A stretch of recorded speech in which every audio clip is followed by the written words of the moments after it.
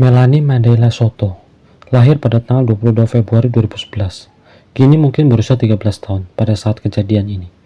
Pada hari terakhir kali dia terlihat, Melanie menggunakan hoodie hijau seperti kaos putih dan celana pendek hitam. Dia adalah seorang siswa di Hunter Creek Middle School yang tidak jauh dari rumahnya. Tidak ada informasi pasti mengenai teman-temannya, dan Melanie tampaknya tidak begitu banyak menghabiskan waktu di luar rumah. Ketika ditanya tentang tempat-tempat yang bisa dia kunjungi, hampir tidak ada yang dapat memberikan jawaban yang jelas atau memandai. Keadaan ini menambah kebingungan karena seseorang yang hilang biasanya memiliki jejak aktivitas yang lebih jelas di komunitas sekitar. Sekolah Melanie, Hunter Creek Middle School, merupakan bagian dari sistem pendidikan lokal yang cukup dikenal. Namun dalam pencarian foto terbaru Melanie, tidak ditemukan kalau dia tidak memiliki gambaran dirinya yang terkini di HP-nya. Dibutuhkan waktu yang cukup lama bagi keluarga untuk menemukan foto yang masih relevan, yang akhirnya berupa foto dari pesta ulang tahunnya. Hal ini terasa janggal karena biasanya foto anak-anak akan mudah ditemukan dalam galeri HP-nya. Proses ini mengingatkan pada kejadian lain, seperti kasus Orin dan Orson Welles, di mana foto anak-anak yang hilang sulit ditemukan pada saat-saat kritis. Kejanggalan ini menambah ketegangan yang dirasakan oleh keluarga dan pihak berwenang yang berusaha mengumpulkan informasi secepat mungkin. Stefan, ayah Melanie, diketahui memiliki banyak koleksi foto Melanie di HP-nya.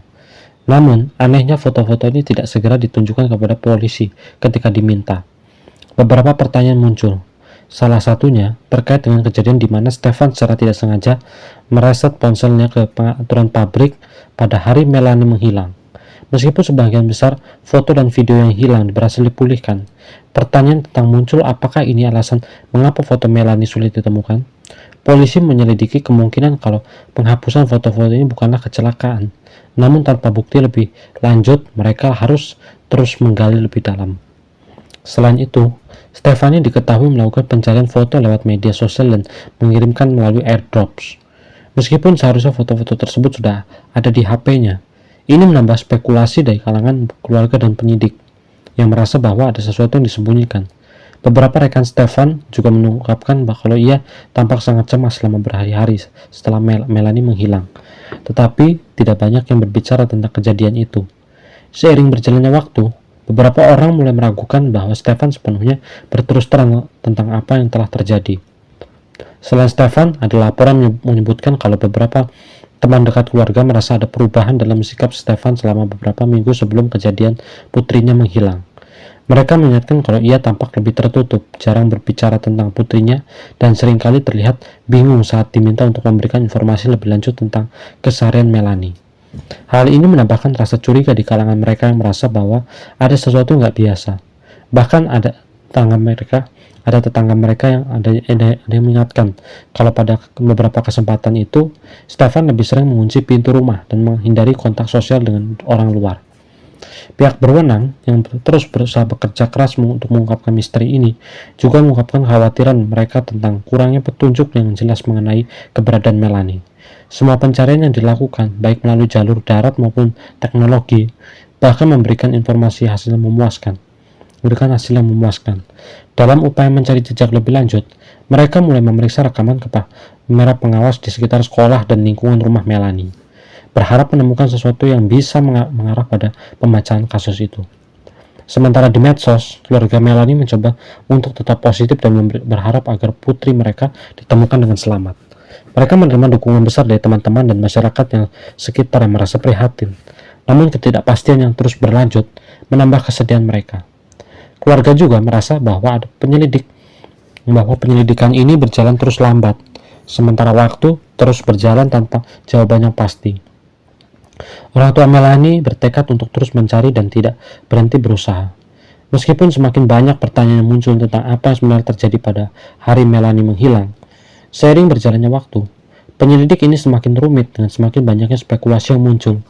Beberapa pihak meragukan keberadaan beberapa saksi yang sebelumnya diwawancarai, sementara yang lain merasa ada ketidaksesuaian dalam pernyataan Stefan. Namun tanpa bukti yang cukup membuat kesimpulan yang pasti. Penyelidikan terus berlangsung, dan keluarga Melanie terus berharap agar misteri ini segera terpecahkan. Pada hari Melanie menghilang, dia diketahui meninggalkan HP di rumahnya. Beberapa pihak mengatakan kalau dia tidak ingin diantar dengan mobil sekolah, memilih untuk berjalan beberapa blok sebelum masuk ke sekolah. Sekolah mengonfirmasikan kalau Melanie tidak hadir pada hari itu. Meski ada laporan dari guru yang mengatakan kalau dia telah terlihat, konfirmasi resmi dari sekolah menyatakan kalau Melanie tidak masuk. Kehilangan jejak Melanie sejak pagi hari menambahkan kejanggalan pada kasus ini, karena biasanya dia sangat disiplin soal kehadiran di sekolah. Reaksi ibunya, yaitu Jen, menjadi perhatian besar. Ketika ditanya apakah semua laptop Melanie dapat dilacak, Jen awalnya mengatakan tidak. Tapi setelah ada pernyataan dari keluarga bahwa laptop bisa saja dilacak, Jen menunjukkan perubahan sikap yang jelas. Matanya tampak menghindari tatapan saat pertanyaan itu diajukan. Suaranya terdengar lebih gemetaran. Bahasa tubuh Jen semakin mencurigakan ketika polisi menanyakan tentang rincian terakhir kali Melanie terlihat. Jen tampak gelisah dan berkeringat. Meskipun tetap terlihat tenang, ketegangan yang terlihat pada Jen saat itu mengingatkan banyak orang pada pola perilaku yang sering terlihat dalam kasus-kasus keluarga yang berhubungan dengan kejahatan. Kejadian ini mengingatkan pada kasus-kasus lain di mana keluarga terlibat dalam situasi yang lebih gelap dari yang terlihat di luar. Pencarian Melanie melibatkan anjing pelacak yang tidak dapat menemukan jejak di rute yang diperkirakan. Polisi pun memikirkan dan berpikir bahwa mungkin Melanie pergi bersama seorang teman dan meninggalkan HP di rumah. Namun semakin banyak waktu berlalu, semakin banyak orang meragukan teori itu. Terutama karena Melanie dikenal sebagai anak yang sangat berhati-hati dan tidak mudah melakukan hal-hal secara spontan. Kebingungan tetap terus ada. Rekaman pengawas dari gereja setempat menunjukkan seorang anak yang duduk di tempat parkir selama sekitar 10 menit. Meskipun gambarnya buram dan tidak cukup jelas untuk mengonfirmasi siapa dia, polisi mulai merasakan bahwa rekaman tersebut bisa menjadi petunjuk yang lebih penting. Tetapi mereka membutuhkan bukti lebih lanjut untuk menghubungkan dengan Melanie. Setelah pencarian yang intens, tubuh Melanie ditemukan beberapa hari setelah laporan hilang. Rekaman tubuh yang telah dirilis memperlihatkan ketenangan yang aneh dalam reaksi keluarga, yang terkesan terlatih dan dipersiapkan. Selama konferensi pers, keluarga menunjukkan sikap yang nggak biasa, seolah-olah mereka telah mempersiapkan pernyataan mereka dengan sangat hati-hati. Dengan bukti yang ada, Stefan didakwa atas penghabisan Melanie, serta pelanggaran lainnya, dan akan diadili pada bulan Juli. Namun beberapa pihak mulai mempertanyakan apakah ada orang lain di balik kejadian ini yang belum diungkapkan, dan apakah Stefan bertindak sendirian. Namun pertanyaan besar ini yang muncul adalah apakah Jen, ibu Melanie, akan didakwa juga. Beberapa spekulasi mulai muncul tentang kemungkinan terlibat Jen dalam menutupi kejadian ini. Tetapi sampai sekarang motif yang sebenarnya ini masih belum diketahui dengan jelas. Ternyata Jen telah menerima beberapa tawaran bantuan hukum dari pengacara terkemuka yang semakin memperburuk spekulasi mengenai posisi dalam kasus ini. Cerita ini tetap menggantung dari banyak misteri yang belum terungkap. Walaupun memang orang tuanya sudah diadili dan dinyatakan bersalah, tapi masih banyak simpang siur di mana apa sebabnya Melanie habis itu. Entah itu dia dihabisi ataupun juga mungkin karena kecelakaan juga tidak bisa diketahui. Namun sampai sekarang polisi hanya menduga kalau orang tuanya inilah yang bertanggung jawab atas kematiannya anaknya itu sendiri. Dan hampir setiap gerakan mereka selalu diawasi oleh media dan publik. Proses penyelidikan terus berlanjut dan publik terus bertanya-tanya apakah yang sebenarnya terjadi dalam keluarga ini. Beberapa orang mulai meragukan sistem yang terlibat, merasa bahwa proses ini terlalu lambat dan tidak memadai untuk mengungkapkan kebenaran dalam segera.